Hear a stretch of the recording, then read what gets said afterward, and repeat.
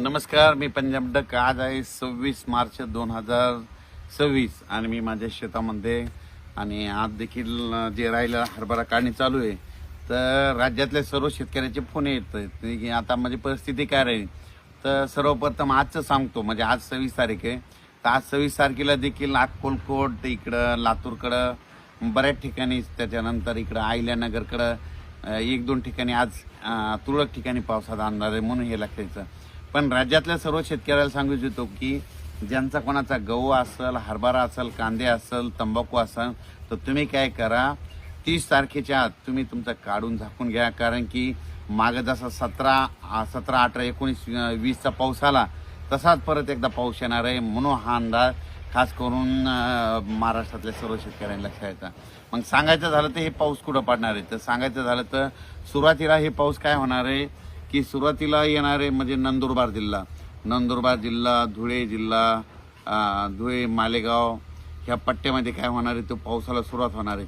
पण 30 तारखेपासून काय होणार आहे, 30 तारखेपासून तुम्हाला एक जिल्ह्यावाईज सांगतो. 30 तारखेपासून नंदुरबार, धुळे, जळगाव, त्याच्यानंतर बुलढाणा, अकोला, अमरावती, वर्धा, नागपूर, भंडारा, गोंदिया, चंद्रपूर, यवतमाळ, वाशिम, हिंगोली, नांदेड, परभणी, जालना,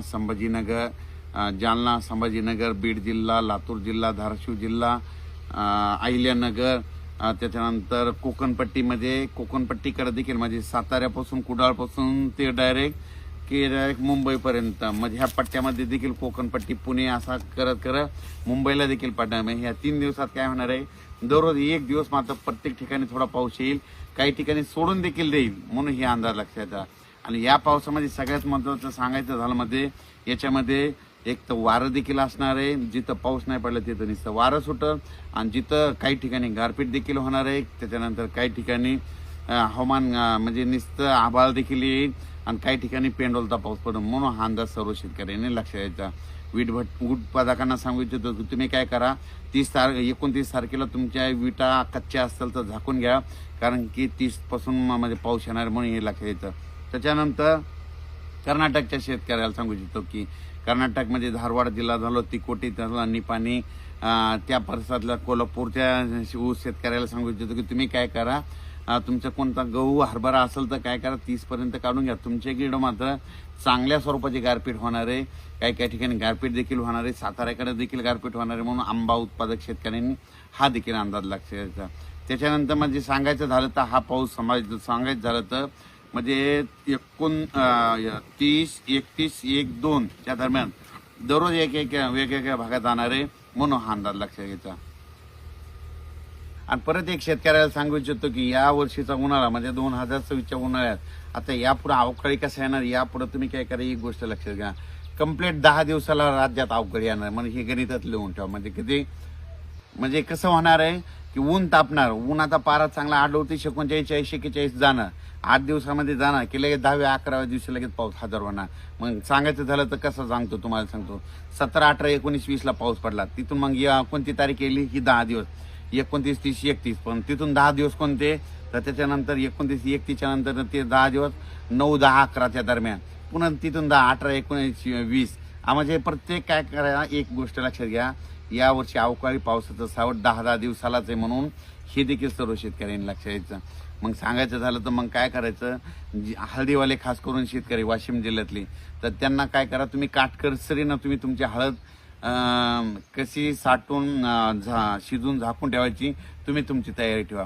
कारण की राज्यात म्हणजे सध्या यावर्षीनं काय होणार आहे, 10 दिवसालाच एकदा वातावरण खराब होणार आहे. पण हे पाऊस तुम्हाला सांगतो अवकाळी असतो, अवकाळी सगळीकडे पडत नाही, म्हणून हे सर्वप्रथम शेतकऱ्यांना लक्षात येतं. अवकाळीच असतो, एका भागात पडतो, कोणत्या भागाला सोडून देतो, म्हणून हे देखील सर्व शेतकऱ्यांनी लक्षात घ्यायचं. नाशिककडल्या कांदा शेतकऱ्याचे फोन देखील आले, तर त्यांचं म्हणणं की काय होईल, तर त्या कांदा उत्पादकांना सांगू इच्छितो की तुम्ही काय करा, तुमचा नाशिक झालं, सटाणा झालं, त्याच्यानंतर मालेगाव झालं, त्याच्यानंतर येवला, त्याच्यानंतर निफाड, त्याच्यानंतर वैजापूर, गंगापूर, कन्नड ह्या पट्ट्यामध्ये देखील कांद्याचं खूप आहे.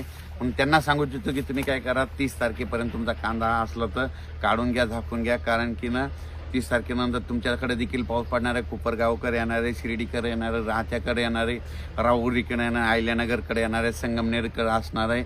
म्हणून सांगायचं झालं तर अहिल्यानगरकडं देखील चांगला पाऊस पडणार आहे म्हणून हा अंदाज घ्यायला लक्षात यायचा. पैठणकडे देखील पडणार आहे, गेवराई बीडकडे देखील असणार आहे. म्हणजे सांगायचं झालं दररोज वेगवेगळ्या भागात हे पाऊस पडणार आहे म्हणून हे लक्षात यायचं. ज्यांचा गहू आलेला असेल, हरभरा असेल तर तुम्ही काय करायचं, कांदा असेल तर तुम्ही तुमच्या पिकाची काळजी घ्यायची. डाळिंब जे शेतकरी आहेत त्यांना सांगू इच्छितो की काय होणार आहे, 30 तारखेपासून ते 2 तारखेपर्यंतचा पाऊस कन्फर्म आहे.